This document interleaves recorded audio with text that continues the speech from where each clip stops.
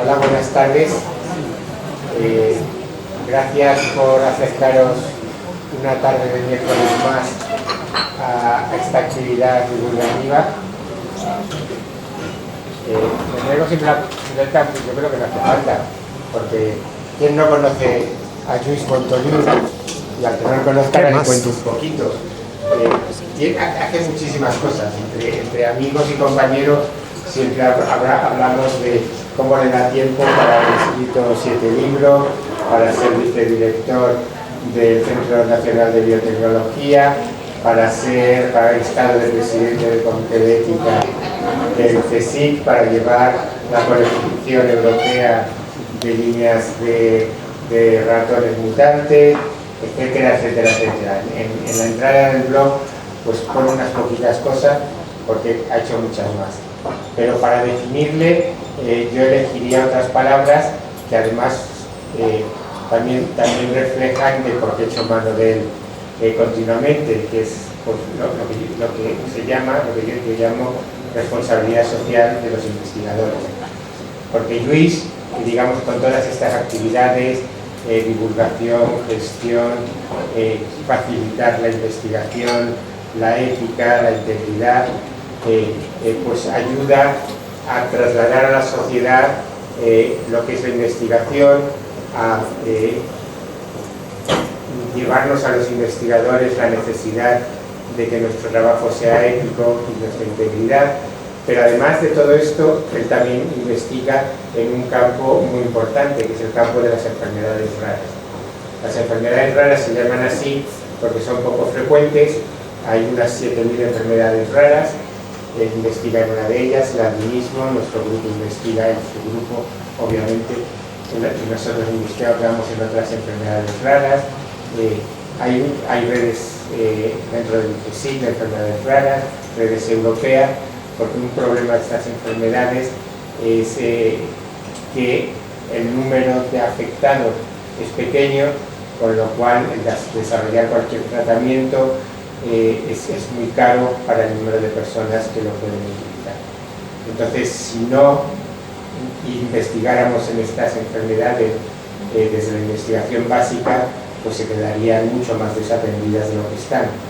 Porque si tú vas luego a la Big Pharma ya con unos resultados previos, pues a lo mejor ya demuestran un poco el interés en llegar a realizar un tratamiento.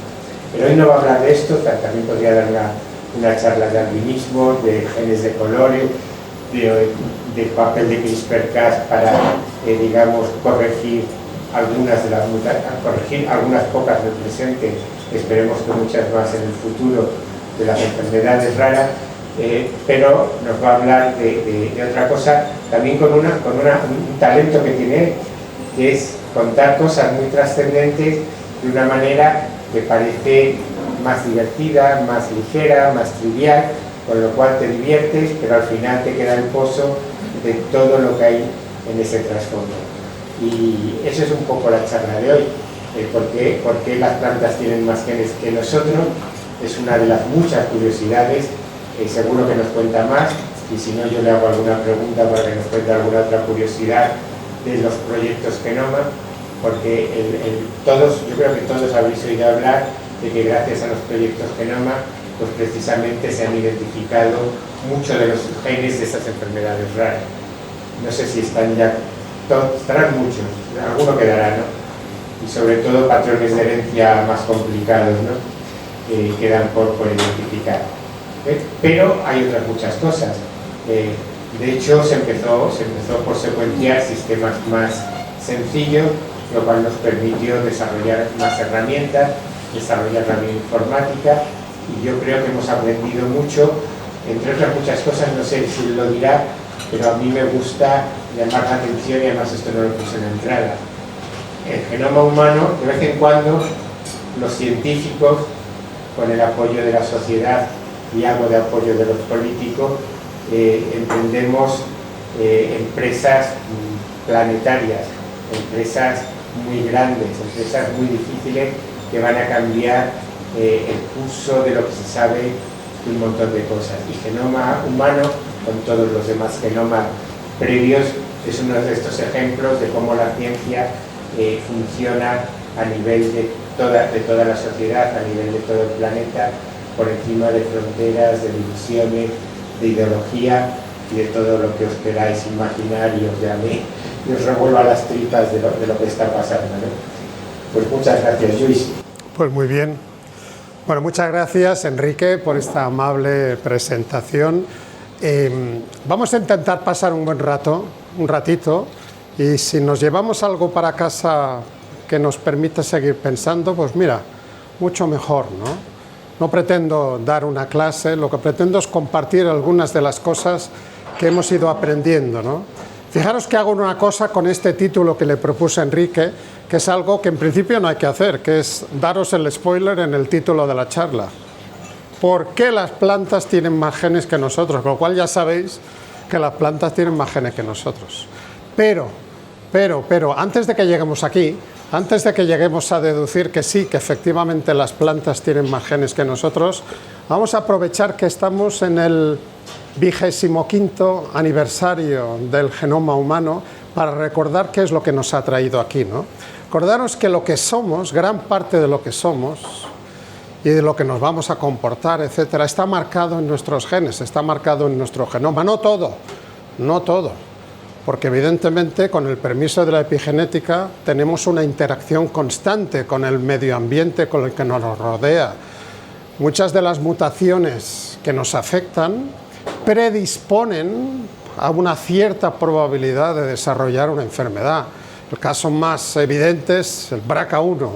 El gen BRCA1, si tienes una mutación, vas a tener un elevado riesgo de desarrollar un tumor de mama, un tumor de ovario, pero no tienes una condena definitiva para generar este tumor.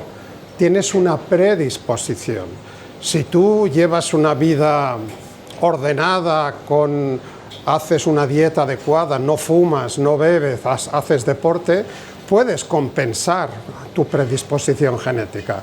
Si te fumas 2 cajetillas al día y te bebes 2 litros de alcohol al día, pues vas a comprar más números en la lotería del cáncer y además de tener la predisposición lo vas a manifestar. Todo esto está escrito en el ADN y decía con el permiso de la epigenética porque sabéis que no solamente se trata de saber qué secuencias hemos heredado de nuestros padres y de nuestras madres, sino cómo estos genes van a acabar activándose y desactivándose. Y de eso se ocupa especialmente la epigenética. No se ocupa de las secuencias, se ocupa de cómo se activan o se desactivan. Esta molécula fantástica, que es esta doble hélice, que quiero que reviséis todos vuestros esquemas en todos los sitios, porque continuamente aparecen dobles hélices que están mal. La doble hélice que está bien es dextrógira, gira a la derecha, ¿de acuerdo? Veréis un montón de logos de empresas, incluso algunas muy importantes, y de centros de investigación, y no miro a nadie, que aparecen logos con la molécula de ADN al revés, pero que finalmente se ha corregido. Que finalmente se ha corregido, ¿no? Y os lo digo porque ayer estaban unos premios de genética cuyo premio era una molécula de ADN que estaba mal.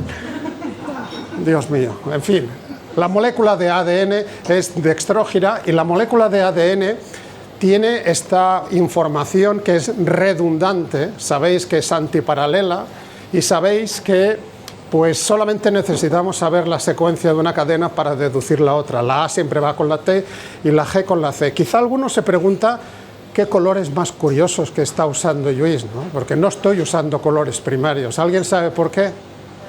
Pues porque entre el 7% de nuestros queridos aquí visitantes masculinos pueden tener algún gen afectado de visión de color. 7%, esto es bastante importante. Entonces hay diferentes tipos de daltonismo y mi recomendación siempre es huir de los colores primarios verdes, rojos, azules y aprovechar justamente la gama de amarillos, naranjas frente a la gama de azules, lilas, ¿no? Todo esto os lo lleváis para casa. Cuando tengáis que hacer alguna gráfica, sobre todo tenéis que dar un congreso con 1000 personas, pues ahí habrá un montón de daltónicos. Y si vuestras gráficas de barras son entre rojas y verdes, va a haber una parte de la audiencia que no se va a enterar de cuál es la diferencia, ¿no? No está de más utilizar estos colores. Bueno, esto se lo debemos a este par de señores, ¿no?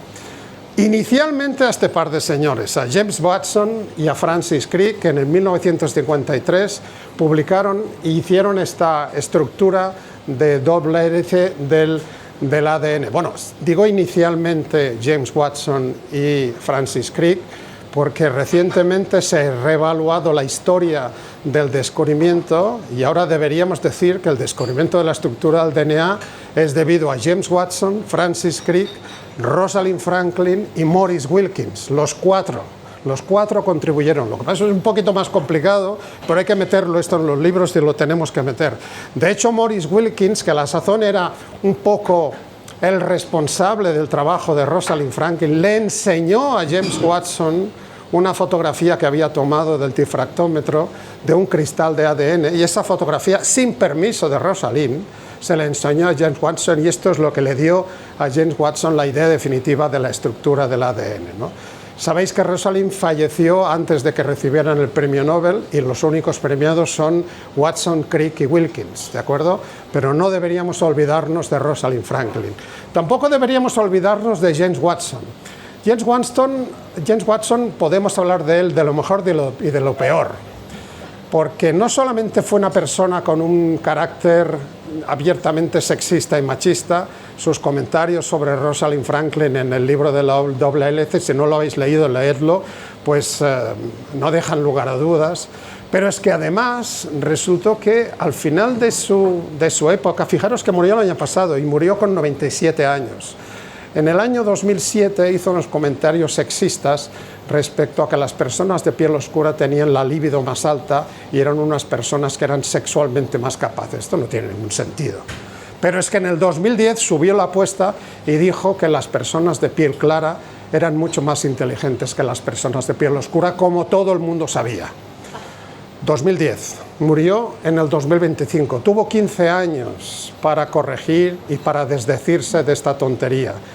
Genio y figura hasta la sepultura. Nunca se desdijo. Se le preguntó varias veces directamente y nunca se desdijo, ¿no? ¿Por qué traigo a este señor que es tan controvertido? Bueno, es controvertido en el sentido de que sus opiniones y sus actuaciones no han sido de mérito, pero sí que tenemos que reconocerle el que ha contribuido definitivamente a establecer la estructura del ADN y además, como decía Enrique, y por eso lo traigo aquí en la charla de hoy, fue el primer responsable director del proyecto de genoma humano en 1988, cuando se instituyó. Aguantó 4 años hasta que dimitió porque se metió otra persona que era Craig Venter, que era un empresario, un emprendedor que quería secuenciar el genoma para patentar todos los genes. Tuvieron una discusión enorme y James Watson dijo que nada, que no se podían patentar los genes y se fue del proyecto, ¿no?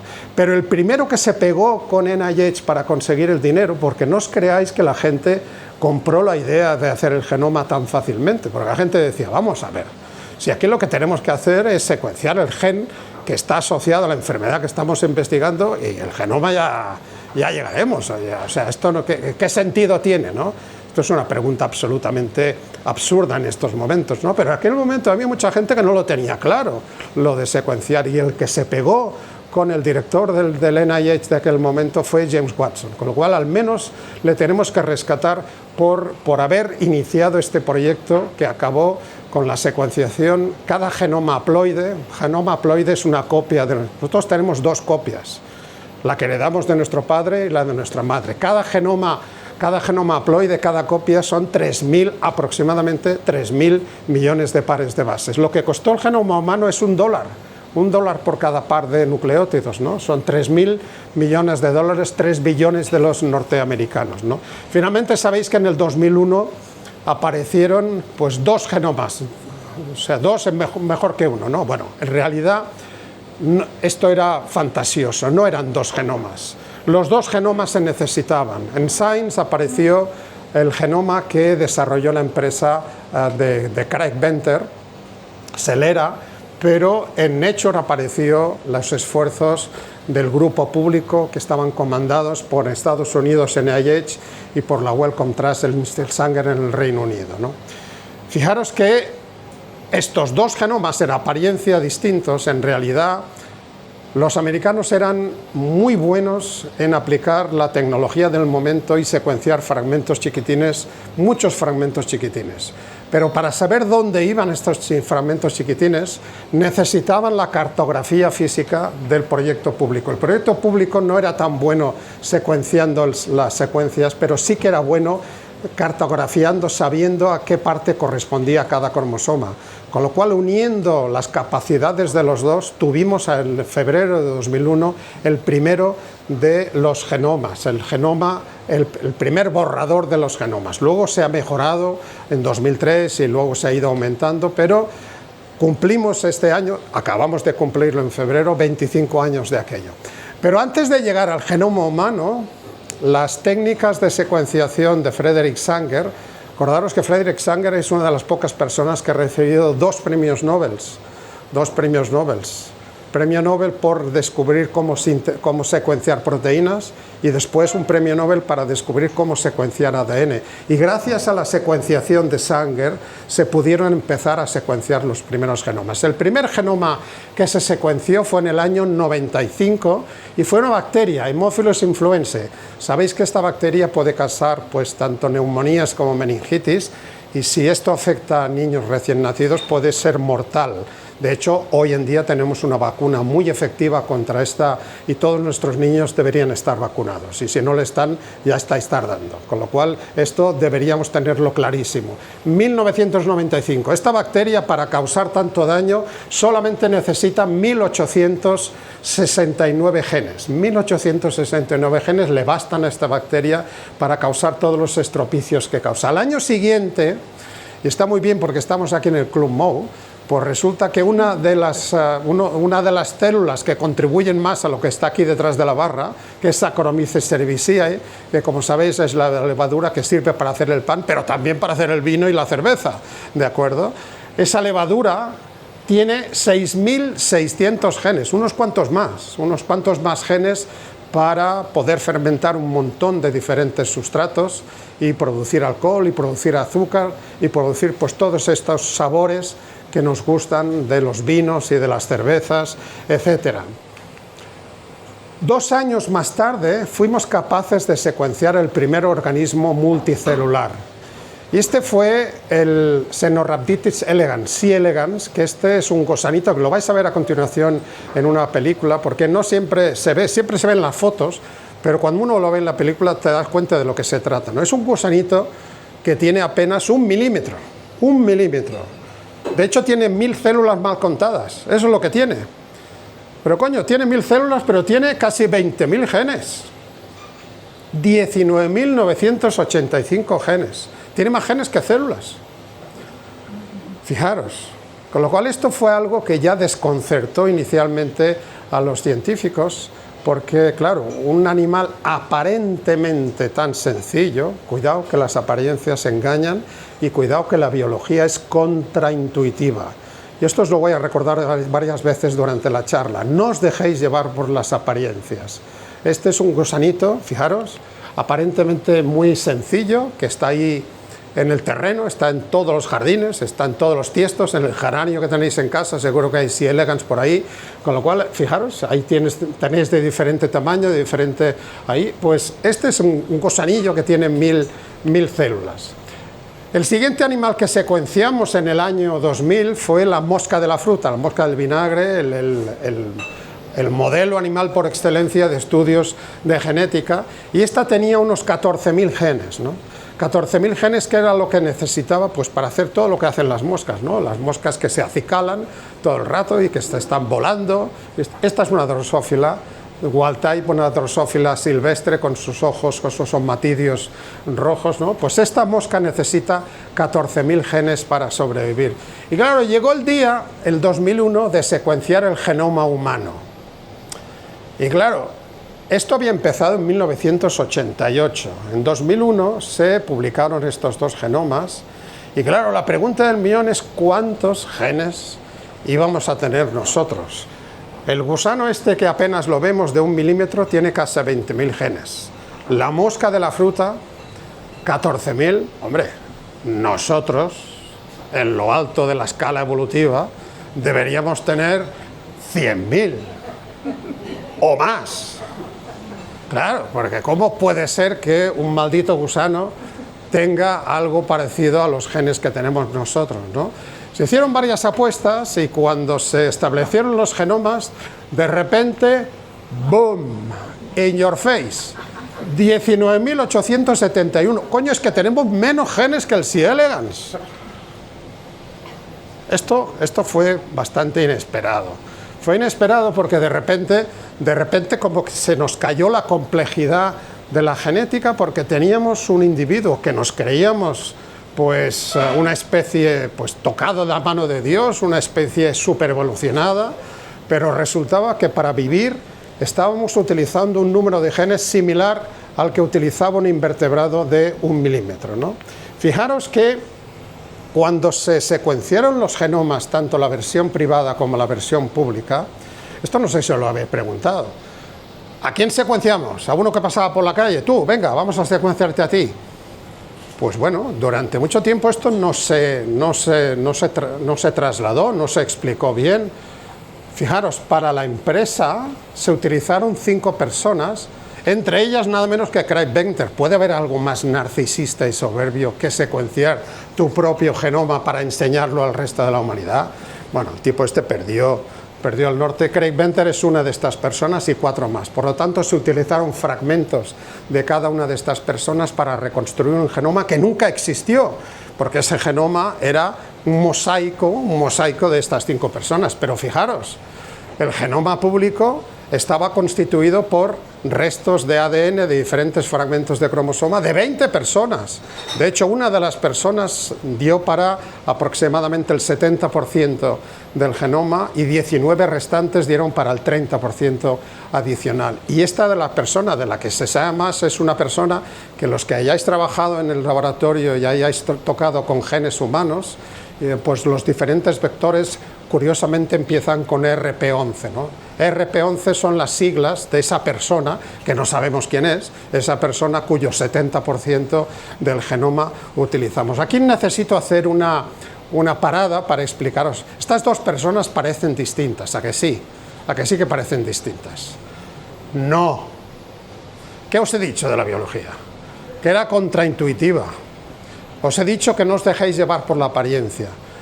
Aquí parece una persona pues que parece que tiene la piel oscura, de origen africano, y una persona que tiene una piel muy clara, de origen quizá escandinavo. Estas 2 personas son tan iguales como cualquiera de nosotros que estamos aquí. No os dejéis llevar por una serie de genes, los genes de colores que les llamo yo, que son muy escandalosos porque afectan a la perspectiva, afectan al aspecto que tienen estas personas, pero que con 1 o 2 genes somos capaces de oscurecer la piel y con un solo gen somos capaces de clarificar. ¿Vosotros creéis que es tan importante toda la historia de racismo, de estigmatización, de rechazo que han tenido que sufrir las personas en base a su color de piel? Esto no tiene ningún sentido, pero es que tampoco lo tiene desde la biología ni desde la genética. Todas las personas que estamos aquí compartimos el 99,9% del genoma, nos diferenciamos en un 0,1%, y de ese 0,1%, el 85% de ese 0,1% son diferencias individuales, es decir, que son las mayoritarias.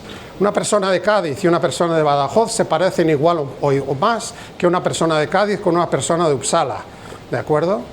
Queda un 15% restante, que son las diferencias geográficas que se acumulan en determinadas poblaciones y que efectivamente hacen que seamos ligeramente distintos en diferentes lugares. Un 0,1%, que es lo que nos diferencia, ¿es mucho o es poco? Pues depende a la que le apliques el 0,1%. Si se lo aplicas a los 3.230 millones de pares de bases que tiene el tamaño de genoma actual, empezamos con 3.000, le hemos añadido 230 millones más, pues claro, si tú le aplicas esto a los 3.230 que dan para los 20.000 genes, pues resulta que, fijaros, nos sale 3,2 millones de letras que heredamos del padre y 3,2 millones de letras que heredamos de la madre. De 3 a 6 millones de letras es lo que me diferencia el genoma de Enrique del mío. y cualquiera de vosotros conmigo y cualquiera de vosotros entre sí, de 3 a 6 millones. Por eso cuesta tanto diagnosticar genéticamente. Yo que trabajo en enfermedades raras, hacemos diagnóstico genético, cuesta mucho explicarle a las parejas que el tiempo medio de espera para un diagnóstico genético en España, ¿sabéis cuánto es, no? ¿Estáis pensando en semanas, en meses? 5 años. 5 años es lo que se tarda en promedio. Yo empecé a diagnosticar en 2010, 16 años después tengo familias que no he logrado diagnosticar todavía. Porque claro, de esas 3 a 6 millones de letras hay una sola que es la que puede ser capaz de causar la enfermedad. Para hacerlo tengo que sacarla fuera de contexto, tengo que hacer experimentos con modelos animales, modelos celulares, etcétera, para verificarlo, ¿no? Y esto evidentemente lleva algún tiempo. Y además tenemos que tener en cuenta que ahora hemos secuenciado genomas de muchos colectivos, ¿no? Curiosamente, tanto el genoma público de referencia como los genomas que se han publicado tienden a ser de las poblaciones anglosajonas. ¡Qué casualidad! ¡Qué casualidad! Resulta que nos hemos olvidado de las poblaciones mediterráneas, nos hemos olvidado de todo el continente africano. Parece que todos tienen la piel oscura, todos caen en el mismo pote, ¿no? La mayor variabilidad genética está en África. La mayor variabilidad genética. Por eso necesitamos lo que habéis oído hablar del pangenoma. El pangenoma es algo más complicado de entender porque ya no es una línea, sino que es una matriz en la cual en cada posición hay que abrirlo porque tenemos diferentes poblaciones que tienen diferentes letras. Claro, si tú eres islandés y te quieren diagnosticar, tu genoma de referencia tiene que ser islandés, porque si no vas a ver diferencias. Si usas un genoma turco, pues vas a ver diferencias que no se corresponden con la enfermedad. Por lo tanto, fijaros que esto lo hemos ido complicando. Actualmente hay 43 genomas de referencia de otras tantas poblaciones humanas, y de hecho la idea es llegar a más de 300 que sirvan para utilizar en cada uno de los momentos pues el genoma de referencia que toque, y debería ser para aumentar la eficacia de diagnóstico. Pero es que las sorpresas no acaban ahí. Al año siguiente secuenciamos el genoma del ratón y ¡bumba! 22.000 genes. Los malditos roedores tienen más genes que nosotros. ¿Cómo puede ser esto? ¿Cómo puede ser? ¿Cómo puede ser que estos ratoncitos que miden 6-10 centímetros están ahí tan alegremente ahí dentro de nuestra jaulita, tienen más genes que nosotros, ¿no? Y claro, os preguntaréis, si nosotros nos parecemos un huevo a una castaña, a un ratón, ¿no? ¿Por qué esta gente se empeña en utilizar el ratón como modelo animal, ¿no? ¿Qué os he dicho de la biología? Que era contraintuitiva y que no os dejéis llevar por las apariencias. ¡Claro que somos distintos si nos comparamos en adultos! Pero ¿qué tal si nos comparamos cuando nos estamos desarrollando como embriones? ¡Ah, amigo! Entonces resulta que somos muy parecidos. Claro, la colita le delata, pero tanto las extremidades como los sentidos, como las vesículas del cerebro, los órganos internos, tienen una extraordinaria similitud. Esto no es magia, es que tenemos los mismos genes, es que funcionan para lo mismo, por eso lo podemos utilizar, ¿no? Bueno, seguimos avanzando, ¿no? Dario Reio, el pez cebra que es otro de los modelos por excelencia, 25.000, vamos subiendo la apuesta, vamos, cada vez tenemos más genes, y con pececitos como estos, ¿no? Que son una monada, pero que apenas tienen pues 3-5 centímetros, y resulta que tienen como 5.000 genes más que nosotros, ¿no? Y el último que os voy a traer es el que nos comemos el domingo cuando hacemos fiesta, ¿no? Pues aquí un rodaballo, el Scophthalmos maximus, un rodaballo que lo secuenciamos en 2006 y tiene 21.000 genes. Este es un poco más modesto, 21.000 genes son suficientes para hacer un rodaballo. Aquí tenéis los rodaballos aquí, que están en un acuario. Sabéis que los rodaballos tienen una capacidad de mimetizarse fantástica, ¿no? Fijaros que a la que se para, cuesta saber dónde está el rodaballo, a la que se para, ¿lo veis? Este es el rodaballo estupendo. Entonces, pregunta del millón: ¿cómo pueden ser tan distintos si tienen casi el mismo número de genes estos bichos? Desde C. elegans hasta el rodaballo. ¿Cómo puede ser que con unos 20.000 genes, 1.000 arriba, 1.000 abajo, tengamos animales más distintos? Claro, la respuesta no puede estar en los genes. Hay que mirarlo fuera. La respuesta está, ¿sabéis dónde? Fuera de los genes. Estos 20.000 genes que tenemos nosotros apenas ocupan un 2% de nuestro genoma. Claro, esto hace que pensar, porque ¿qué demonios tenemos en el 98% del genoma? Y la segunda pregunta, ¿y por qué hemos mantenido el 98% del genoma si resulta que los genes los tenemos en 2%? Coño, viviríamos mejor, replicaríamos menos, con un 2% del genoma nos bastaríamos y nos sobraríamos. Claro, ese DNA intergénico que durante muchos años, debido a nuestra ignorancia, lo llamábamos ADN basura, un ADN que era la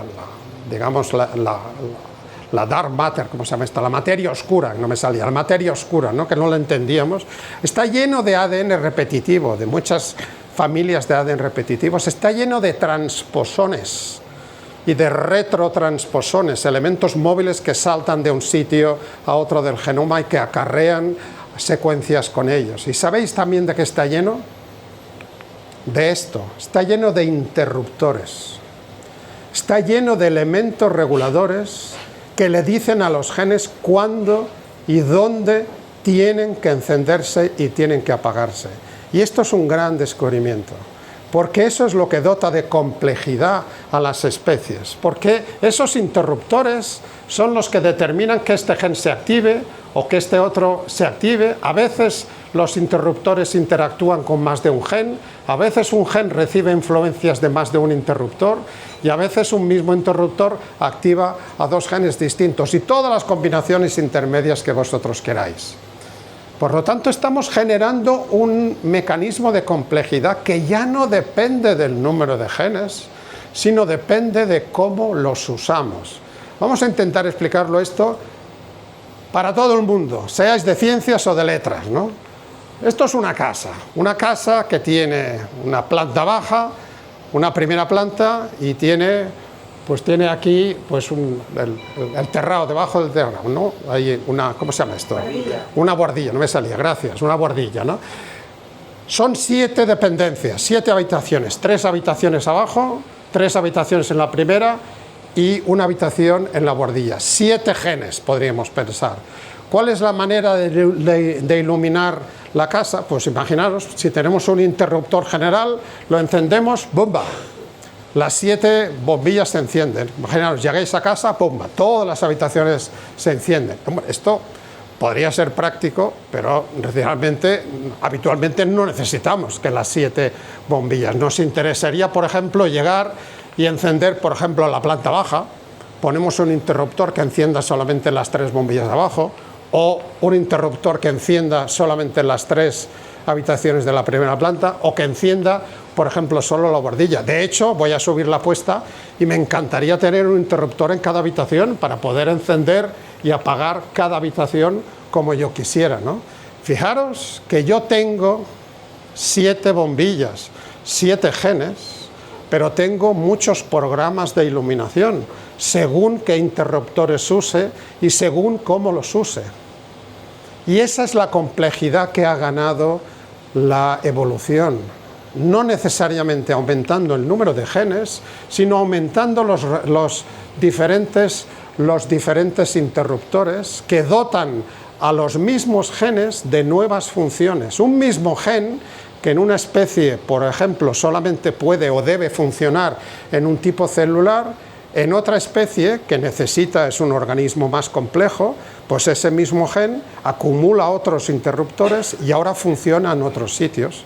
No hemos cambiado el número de genes, pero ese organismo ya es más complejo. Esto es lo que explica por qué compartimos el mismo número de genes con un maldito gusano de 1 milímetro, pero el gusano sigue siendo un gusano y nosotros somos, en apariencia, un poquito más complicados, ¿no? Claro, estos genes son los que se han usado durante los mecanismos de selección natural de la evolución. Os voy a plantear 2 animales, ¿no? Aquí tenéis un antílope y una jirafa. Claro, si os pregunto, ¿cuál de estos 2 animales tiene más vértebras cervicales? ¿Qué me vais a decir? ¿Quién me va a decir que el antílope tiene más vértebras cervicales? ¿Quién cree que es la jirafa? Venga, valientes. Ya veo algunos, ¿no? ¿Qué os he dicho de la biología? Que es contraintuitiva, que no os dejéis llevar por las apariencias. Los dos tienen el mismo número de vértebras, solo que las vértebras de la jirafa son mucho más grandes. Todos los mamíferos tenemos 7 vértebras cervicales. Fijaros que lo que ha hecho la jirafa ha sido los genes que controlan el crecimiento de la vértebra han estado activos durante el desarrollo embrionario durante más tiempo, con lo cual la vértebra ha crecido en tamaño. Bueno, todos tienen 7 vértebras cervicales. Bueno, hay una excepción que no. ¿Sabéis cuál es? A ver si alguien lo sabe. Un animal mamífero que tiene un número de vértebras cervicales distintos. ¿Cuál es este? El perezoso. El perezoso, que como su nombre indica y hace gala, está todo el día colgado ahí. Y el tipo, le vienen los pajarillos alrededor y el tío mira y dice, no me voy a mover. Tiene 10 vértebras cervicales porque le permite eso girar la cabeza 270 grados.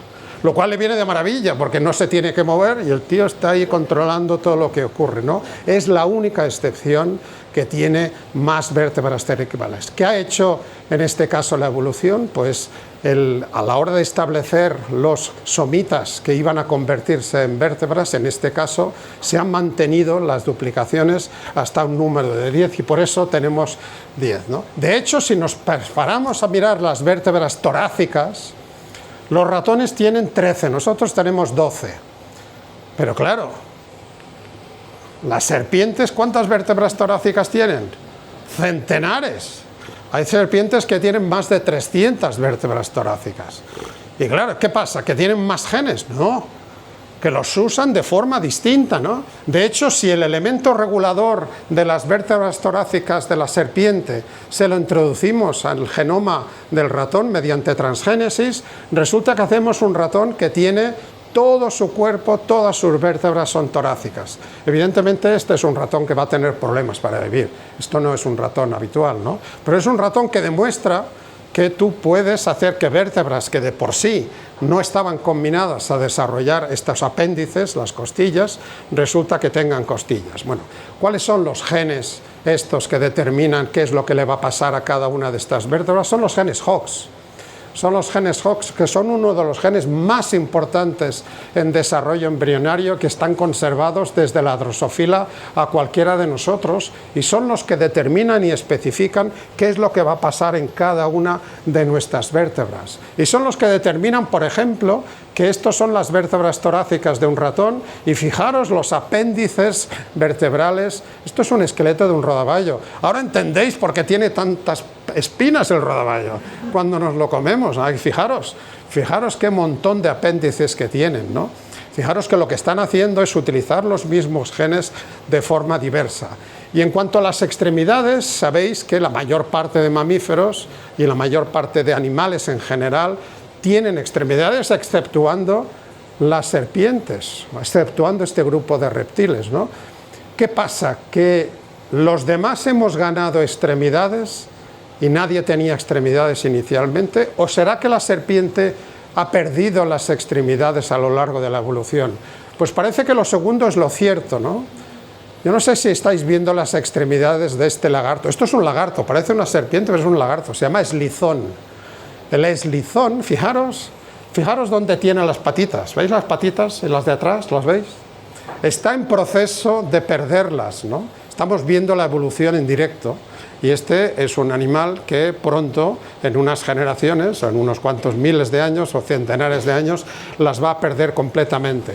Por lo tanto, ¿qué es lo que diferencia, por ejemplo, un ratón o cualquiera de nosotros que tenemos 4 extremidades de una serpiente que no tiene ninguna extremidad? ¿Qué pasa? ¿Que tienen números de genes distintos? De nuevo, no, los usan de forma distinta. Hay un gen muy importante en el desarrollo de las extremidades que se llama Sonic Hedgehog.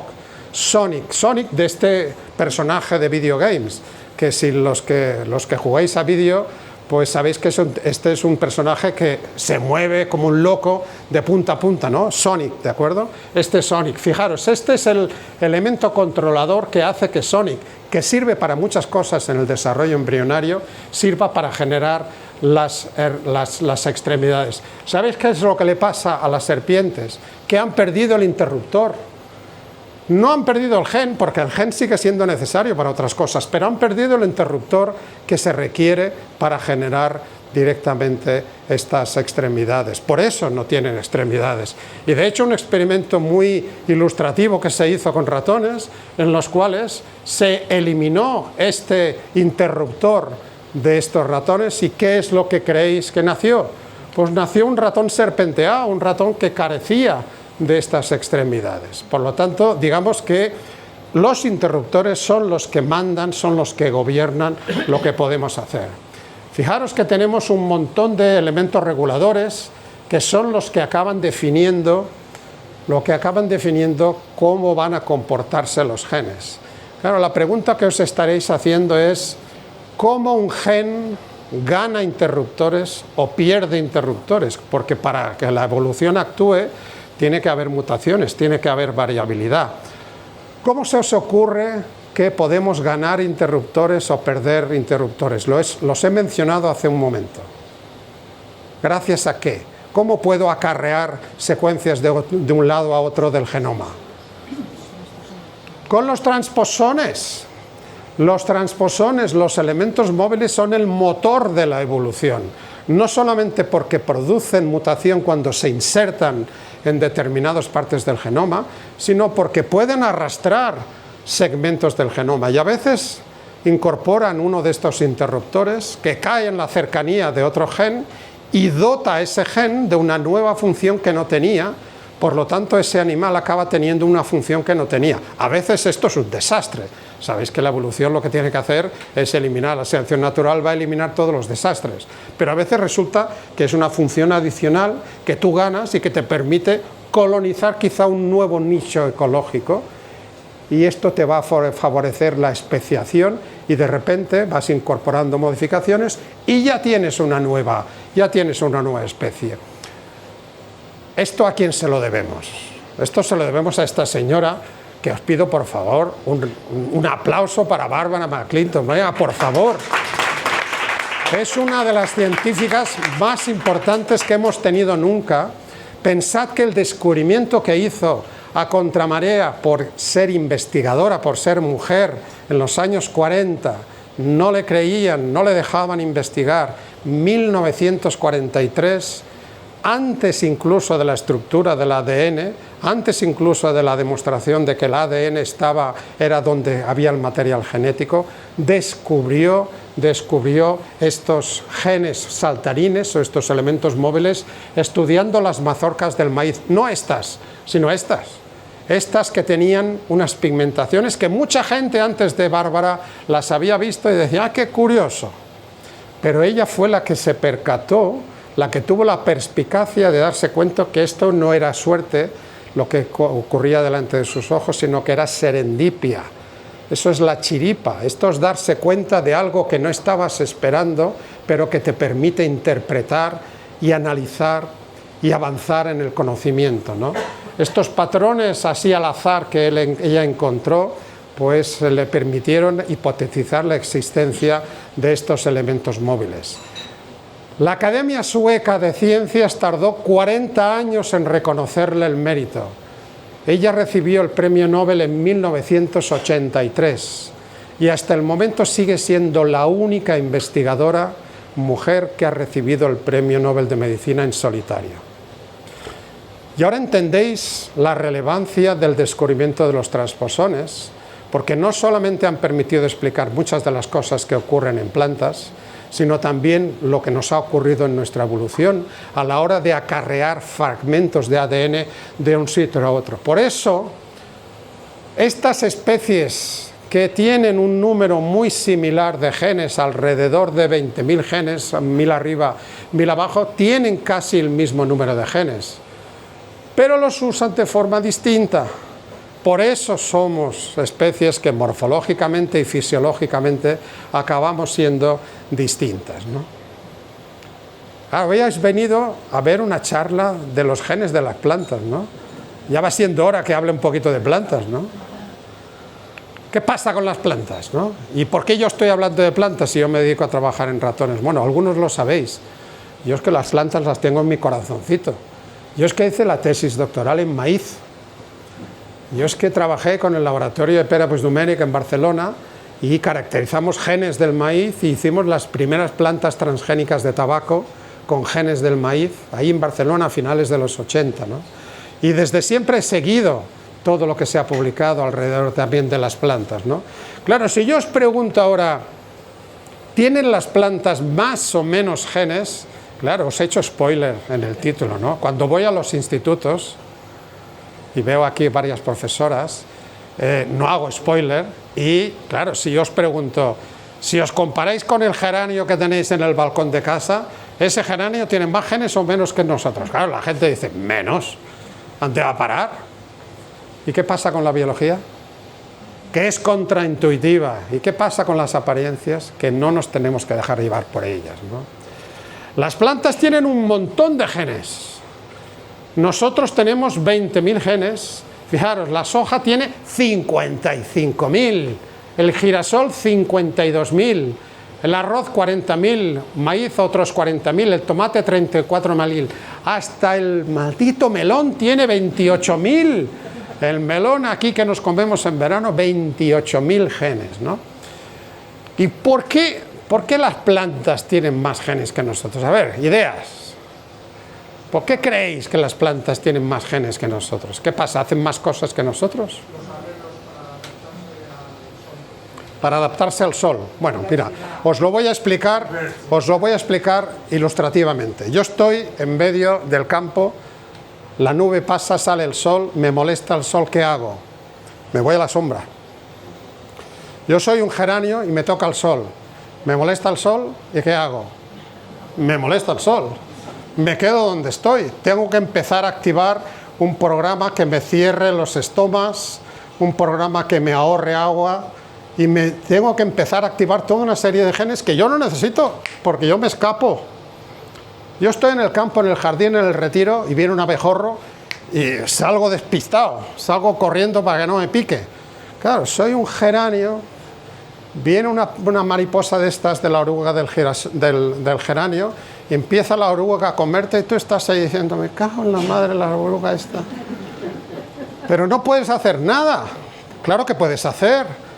Puedes empezar a producir una sustancia que sea tóxica para esa oruga en particular.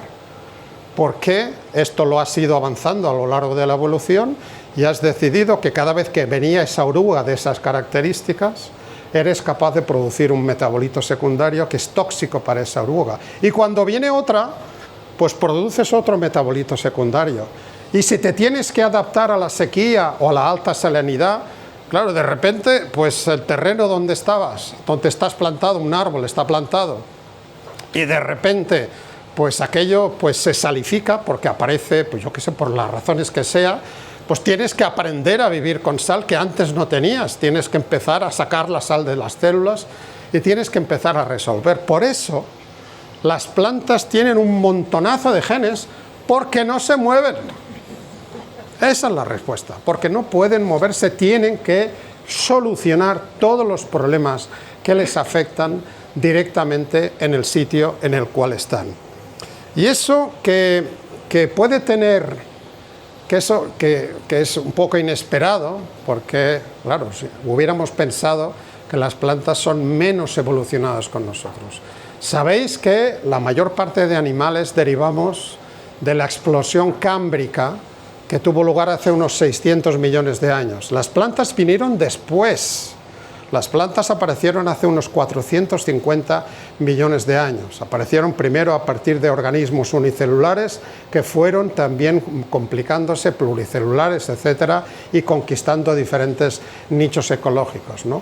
Pero las plantas son un prodigio de reacciones enzimáticas y de metabolitos intermediarios y de metabolitos secundarios que a las plantas les sirven como respuesta al estrés, estrés hídrico, estrés de calor, estrés de ataques de plagas.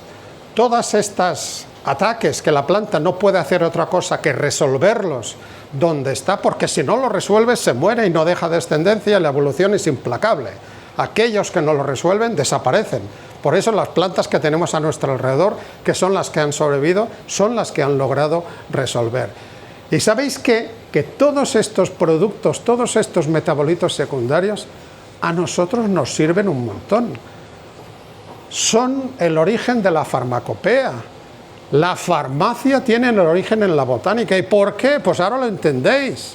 Porque las plantas producen un montonazo de moléculas que nosotros, algunas las producimos, otras no, y que tienen una actividad en las plantas de una forma determinada, sirven para cubrir algunas de sus necesidades, pero resulta que hemos descubierto que a veces sirven para curar cánceres, o sirven para curar arritmias, o sirven para controlar el dolor, o para muchas otras cosas, ¿no?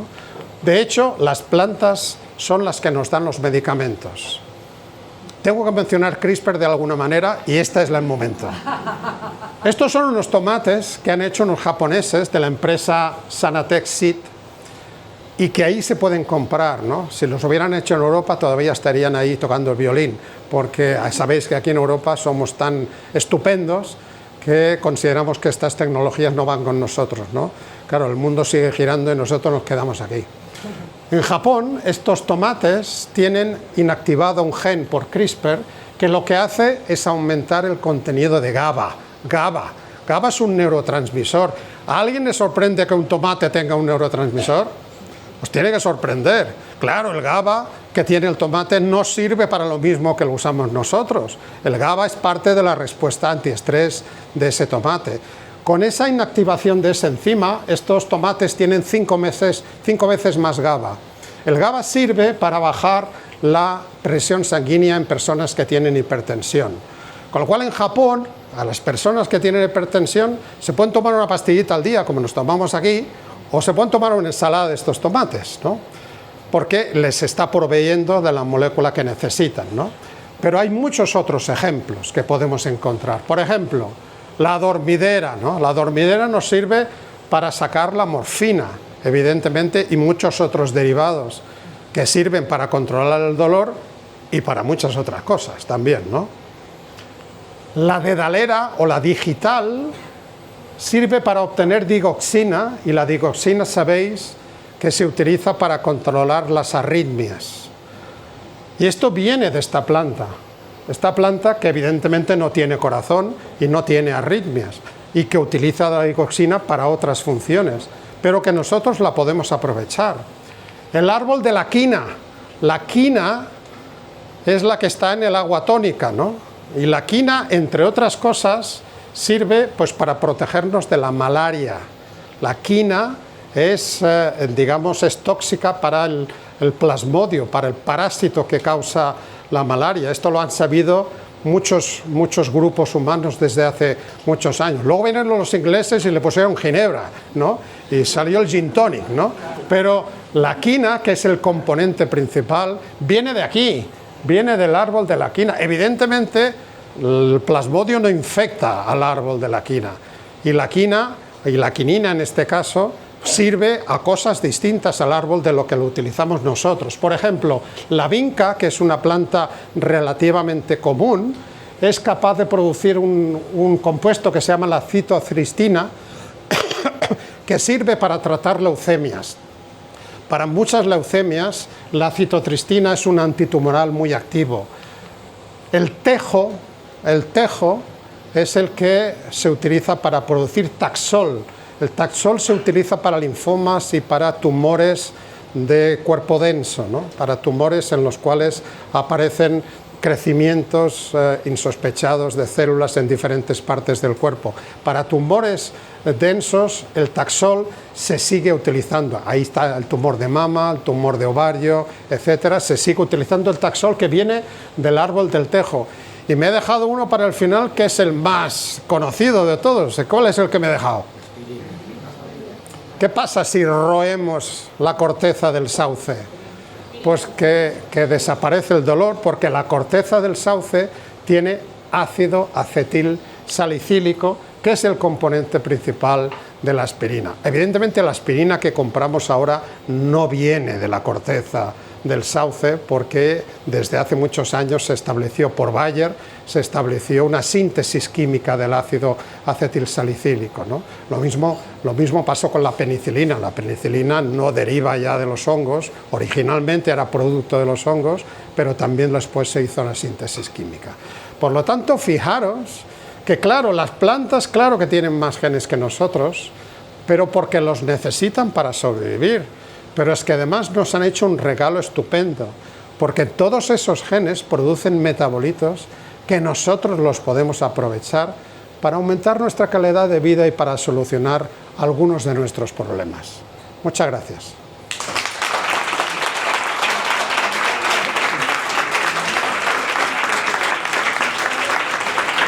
Bueno, una hora, ¿eh? Antes de que se me olvide la voz, vamos a agradecer a los organizadores de esta charla. Vamos a empezar por el final, al MOI, que nos tiene... Muy bien, un aplauso para el MOI. Luego la organizamos Marga y yo, por tanto son actividades... Un aplauso para Enrique y para Marga. Son actividades, digamos, relacionadas con el Centro de Biología Molecular Severo Ochoa y con el Centro de Investigaciones Biológicas Margarita Sanger.